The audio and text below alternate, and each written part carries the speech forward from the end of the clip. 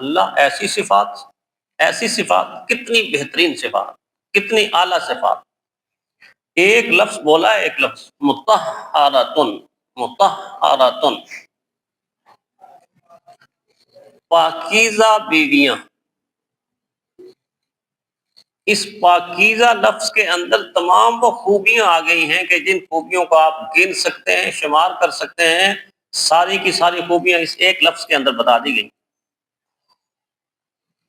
پہلی بات یہ سمجھنے کی ہے کہ جس طرح دنیا کے اندر ہمارے ساتھ کچھ تقاضے لگے ہوئے ہیں، ہمیں وضو بھی کرنا پڑتا ہے، ہمیں غسل بھی کرنا پڑتا ہے، نہانا پڑتا ہے، دھونا پڑتا ہے، صفائی ستھرائی کرنی پڑتی ہے. جنت کے ازواج ان ساری کی ساری ظاہری گندگیوں سے پاک ہوں گے. ظاہری گندگیوں سے پاک ہوں گے. وہاں قضائے حاجت کا کوئی تصور نہیں ہو. دنیا کی بیوی کو مخصوص ایام سے گزرنا پڑتا ہے.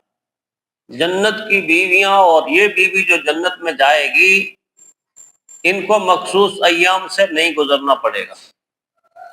ڈلیوری کی تکلیف سے نہیں گزرنا پڑے گا. اسی طرح ان کو بدن کی میل کچیل اتارنے کی ضرورت نہیں پڑے گی. اتنا صاف ستھرا نکھرا ہوا پاکیزہ اور خوشبودار بدن ملے گا کہ ان کے بدن کی خوشبو ہی سے جنت مہکے گی. جنت مہکے گی، جہاں وہ جائیں گی جنت مہکے گی. میل کچیل نہیں ہوگی. اور ان کا لباس اتنا نفیس ہوگا، اتنا صاف ستھرا ہوگا، اتنا پاکیزہ ہوگا کہ کبھی بھی اس کو آپ دیکھیں گے، اللہ کرے سب جنت میں جائیں اور دیکھیں، وہ لباس کبھی بھی میلا کچیلا نہیں ہوگا. کثافت نہیں آئے گی اس کے اوپر. صاف ستھرا لباس، صاف ستھرا لباس. ان کے چہروں سے قدرت کا نور چمکے گا اور ان کی آنکھوں سے حیا کی خوشبو جنت میں پھیلتی. کیسی بیوی جن کے چہروں سے اللہ تعالیٰ کی قدرت کا نور چمکے اور جن کی آنکھوں سے حیا کی خوشبو آئے. ان کی چال ڈال سے حسن و جمال اور گلشن مہکیں گے. ایسی پاکیزہ، ایسی پاکیزہ، ایسی نفیس، ایسی صاف ستھری. اور ان کے اٹھنے بیٹھنے سے جنت جگمگائے گی. گویا ان کا ظاہر اس انداز سے پاکیزہ اور صاف اور نظافت والا ہوگا، ستھرا ہوگا کہ ان جیسا نہ کسی کی آنکھ نے دیکھا، نہ کسی کے ذہن نے سوچا. ظاہری طور پہ گندگیوں سے پاک. ازواج مطہرات، ایسی بیویاں جو پاکیزہ ہوں. اور باطنی لحاظ سے ان کے دل کے اندر کی جو دنیا کے اندر غلاظتیں ہوتی ہیں، دنیا کے اندر جو میل کچیل ہوتی ہے، ایک ایک کر کے ساری ختم کر دی جائے گی. کون سی گندگی؟ ان کے دل کے اندر کبھی حسد نہیں آئے گا، بغض نہیں آئے گا، کینہ نہیں آئے گا، تکبر نہیں آئے گا، نفرت آئے گی ہی نہیں. محبت ہی محبت ہو. جنتیوں کے لیے محبت ہی محبت ہو.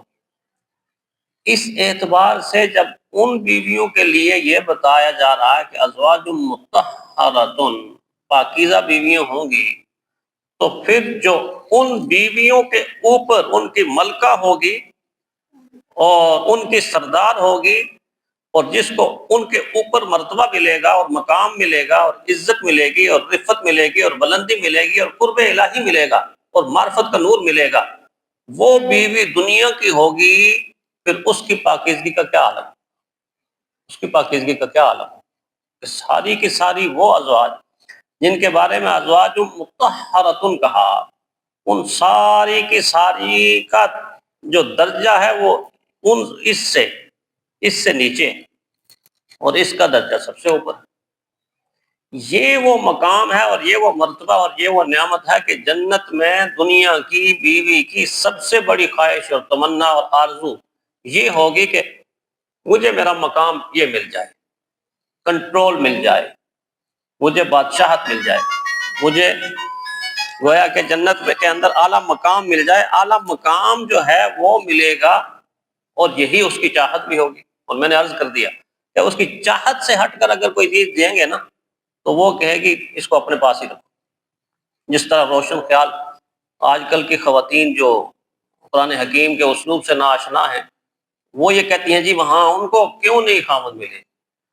اگر اس کو کوئی اس طرح کے روشن خیال عورت یہ کہہ دے کہ تجھے ایک خامد اور دے دیتے، وہ کہیں گے تجھے اپنے پاس ہی رکھ لے.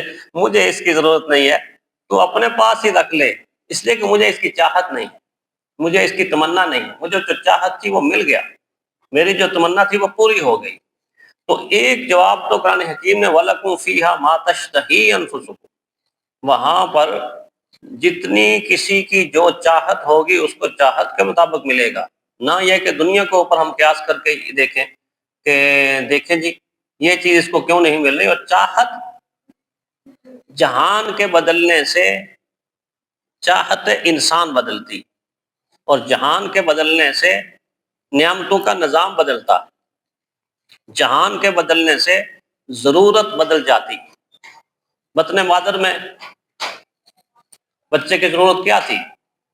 اس کی پرورش کے لیے کس چیز کا انتظام کیا گیا؟ خون کا.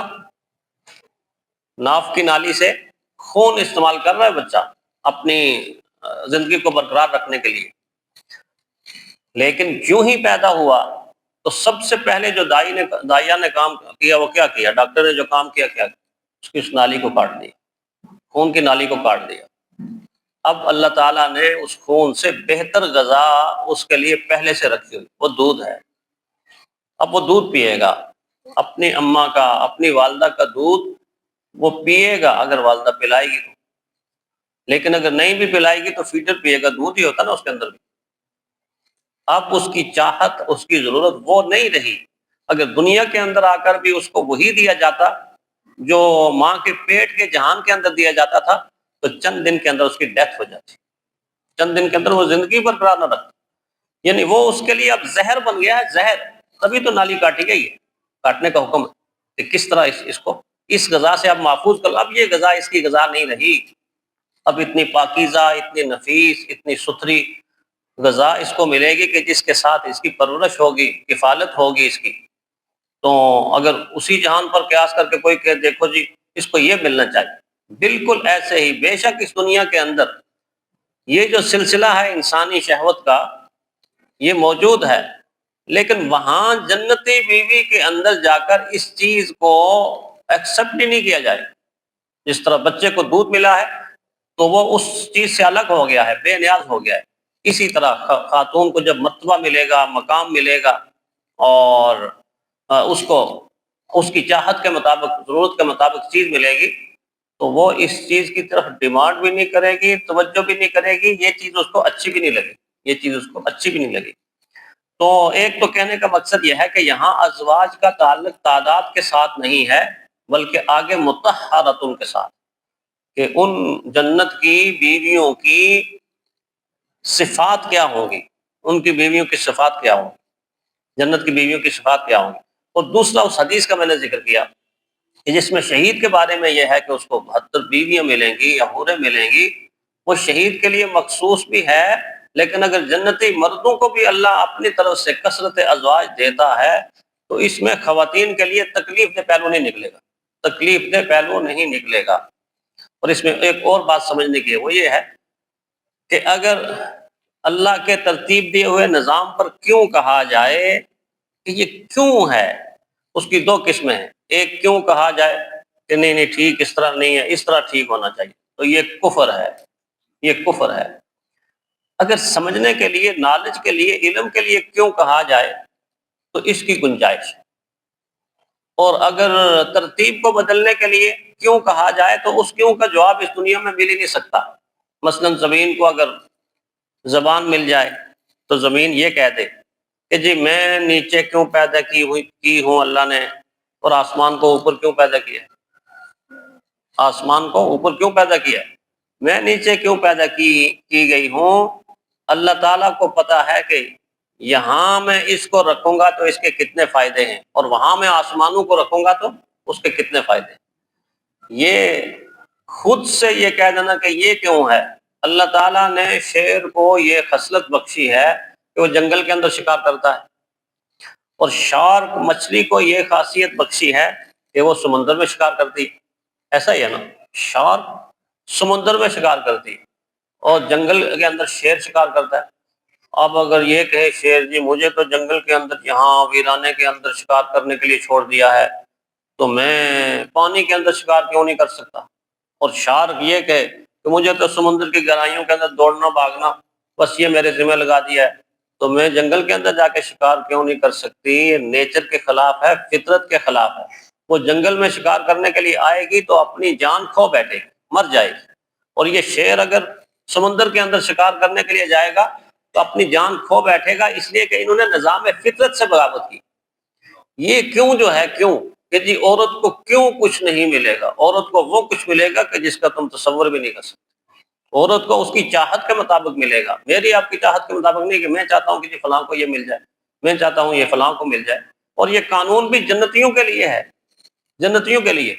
مفتی محمود صاحب رحمۃ اللہ علیہ نے بڑا ایک عجیب جواب دیا تھا اسمبلی میں 1974 میں۔ اسی طرح کی ایک خاتون نے جب دین اسلام پر چوٹ کرنا اور سوال کرنا، لوگ یہ سمجھتے ہیں ہم بڑا کمال کرتے ہیں، تو جب مفتی صاحب سے پوچھا کہ جی دیکھیں جی مردوں کو تو اتنی اتنی بیویاں ہیں، دنیا کے اندر بھی 4 کی اجازت ہے، عورت کو نہیں ہے، عورت کے ساتھ تو یہ بڑی ناانصافی ہے۔ تو مفتی صاحب رحمۃ اللہ علیہ نے فرمایا بی بی یہ جو قانون ہے یہ مومن مردوں اور مومن عورتوں کے لیے ہے، اور مومن وہ ہوتا ہے جو اللہ کی رضا پر راضی ہوتا ہے۔ باقی رہا مومن مردوں اور مومن عورتوں کے علاوہ تو وہ 20 بھی کر لیں تو ان کو کون پوچھنے والا ہے؟ یہ پابندی تو اہل ایمان کے لیے، اور اہل ایمان وہ ہوتے ہیں کہ جو اللہ کی رضا پر راضی رہتے ہیں۔ ورنہ اگر برابری کے بارے میں سوالات کر دیے جائیں تو ہاتھی یہ کہہ دے جی میرا بہت بڑا وجود ہے، اور چمٹی نیچے سے کہ اللہ جی تجھے آپ نے تو مجھے اتنا سا بنایا ہوا ہے، سارا دن میں زمین پر چلتی رہتی ہوں، مجھے ہاتھی کیوں نہیں بنا دیا؟ بھائی ہاتھی کو اللہ نے اپنی حکمت کے مطابق جو وجود دیا ہے وہ اسی کو جچتا ہے، چمٹی کو وہی جچتا ہے۔ ہر ایک کی اپنی اپنی حیثیت، ہر ایک کی اپنی اپنی حیثیت ہے۔ تو اس لیے یہاں یہ سوال پیدا کرنا کہ جی وہاں ازواج زیادہ ہوں گی اور مرد کے لیے ہوں گی عورت کے لیے نہیں، یہاں اصل میں مسئلہ یہ سمجھایا جائے گا کہ ازواج ہوں گی کس شان کی ہوں گی، اور جس شان کی ہوں گی اس شان کے اوپر جو شان رکھنے والی دنیا کی محترمہ ہوگی یا بیوی ہوگی، اس کی عظمت اور اس کی بلندی کا کیا عالم ہوگا۔ یہ مسئلہ سمجھایا جا رہا ہے اصل میں۔ وَلَهُمْ فِيهَا أَزْوَاجٌ مُطَهَّرَةٌ، اللہ فرماتے ہیں اس جنت میں اہل جنت کے لیے ازواج ہوں گی جو پاکیزہ ہوں گی ہر قسم کی گندگی غلاظت سے، کثافت سے۔ وَهُمْ فِيهَا خَالِدُونَ کے اندر بتا دیا کہ وہ نعمتیں ایسی ہوں گی کہ دینے کے بعد پھر چھن جانے کا خطرہ نہیں ہوگا، ہمیشہ ہمیشہ کی نعمت ملے گی۔